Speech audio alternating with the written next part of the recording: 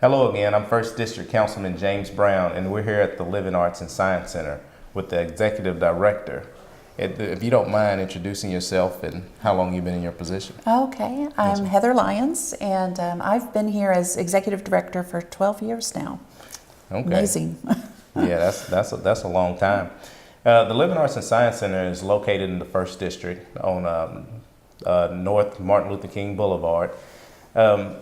The center used to be pretty unassuming in the neighborhood, but since y'all just recently done some renovation, it kind of pops out at you when you drive by.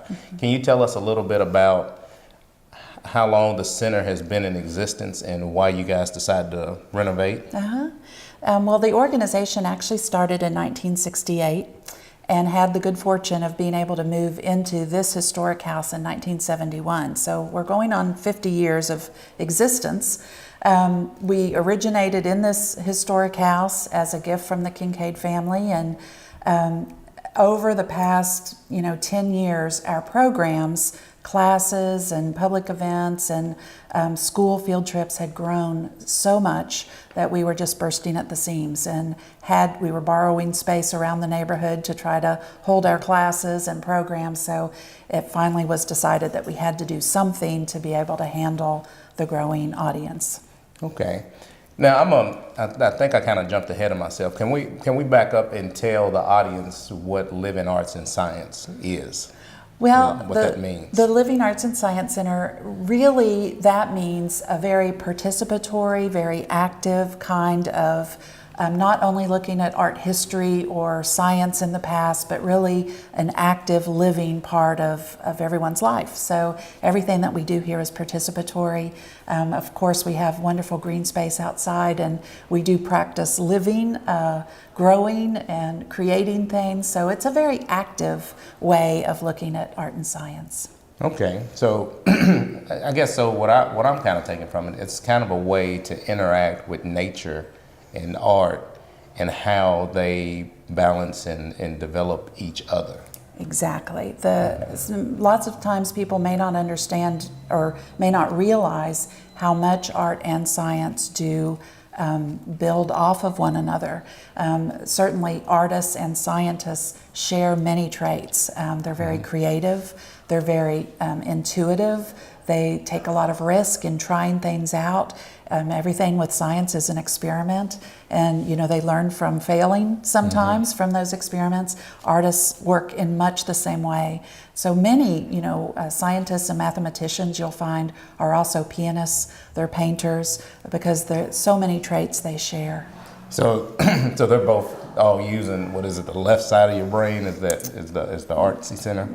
Let me ask you another question. What target audience is this center developed for? I mean, what age demographic are you looking to educate? We serve everyone. We start classes here with 2 years old, preschool classes, and we go all the way up through adults. So we have programs for classes for adults, for teens, for every age of child. We have family-centered programs where different ages are working together and learning together. We have field trips for adults as well as for children. So we're serving all ages, all demographics. Okay. Now, we were looking at the room that we're in now, and it's a gallery, and there's a lot of artwork displayed. And I think you were telling me that these are pieces from students from the William Wells Brown program. Can you tell us a little bit about that program? Yes, we have an Art Explorers program that we provide at William Wells Brown Elementary and also at LTMS. And it's an after-school program, and at the end of each 8-week session, the students have an art exhibit of their work, and we have a dinner here at the center for their families. And actually this particular show with this artwork was also part of a gallery hop that the city participates in, and the students were here to talk about their work and to share it with the public. So it's really exciting. We love the students getting a more immersive opportunity in the arts and also getting to share it and involve their parents in what they're creating. And you did say that was a free after-school program, so it's no cost to the students. That's right. So not only do they get to create artwork, but they also get the opportunity to display it. And since it was a gallery hop stop, then it's really got exposure through to other citizens throughout our whole community. Well, yes, and actually it has been up in this gallery now for 2.5 months. And so every field trip that comes in, every group of this is a main thoroughfare into our building, and so everyone gets to enjoy this artwork. Okay. Yeah, I'm enjoying some of the work myself, so maybe when the exhibit expires, maybe I'll come back and see if I can pick me up a piece. Yeah. We're gonna take a look at some of the other features at the facility and then learn more about the Living Arts and Science Center when we come back. All right, we're back. We just landed back at the Living Arts and Science Center. We're here in the, what is this room called? The Discovery? This is the Marksberry Discovery Gallery. Marksberry, so it's got a name to it. It's got a sponsor.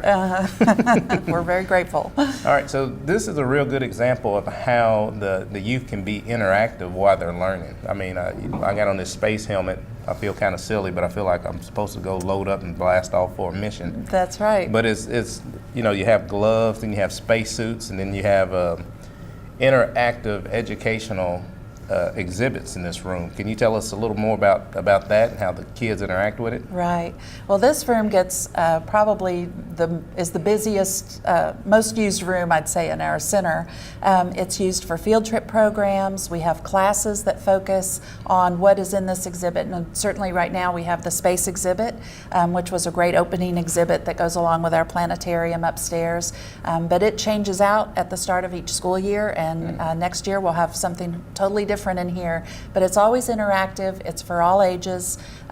We have classes, the field trip programs, and then we have programs like Discovery Night that's on the first Thursday of every month, Discovery Saturdays that's on the fourth Saturday of every month.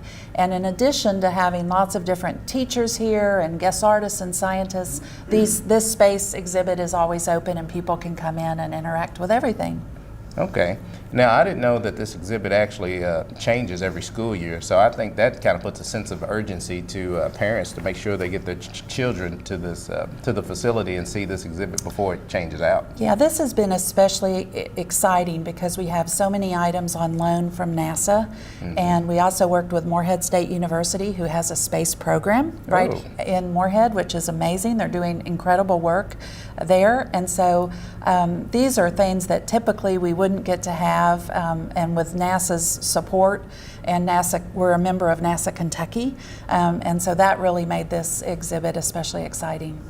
Okay, yeah, I didn't know that about Morehead. So not only are you learning about space and something new, but you're also learning about future opportunities as far as maybe even what direction that you take when you're looking to go to college. So absolutely, and many people are surprised to know that the space industry in Kentucky, it is about our fourth largest industry in the state.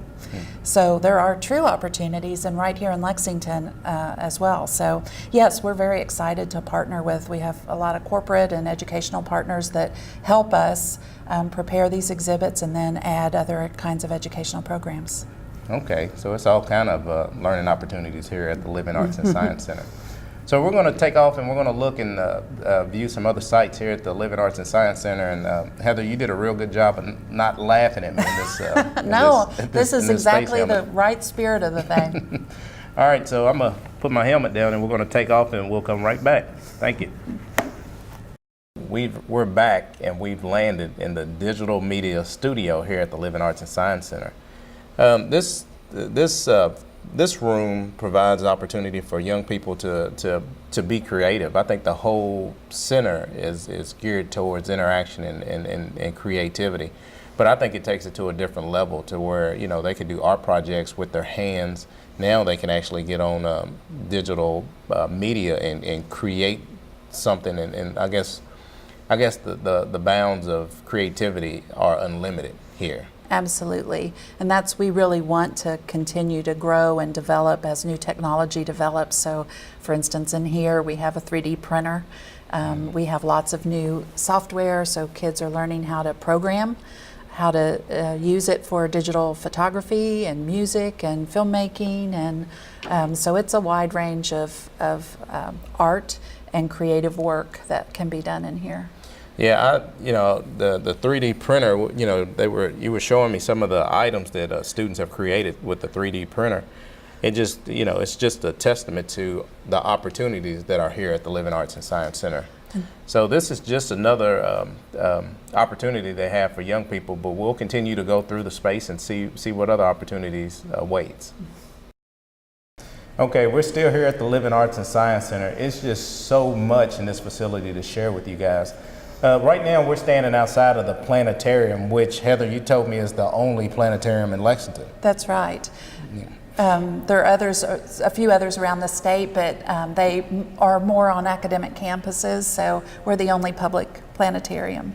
Okay, and we just came out of there. I think we got locked on the screen and looking at the ceiling. I mean, the video is just so impressive and so immersive of how you feel like you're a part of what's going on. Can you tell us a little bit about the reason that the Living Arts and Science Center decided to stay in the community and reinvest in the current building and make improvements as opposed to building a brand new facility outside of downtown Lexington? Well, that was really important to us. The center, the organization, as I mentioned, started here in this neighborhood. They moved into this building in 1971.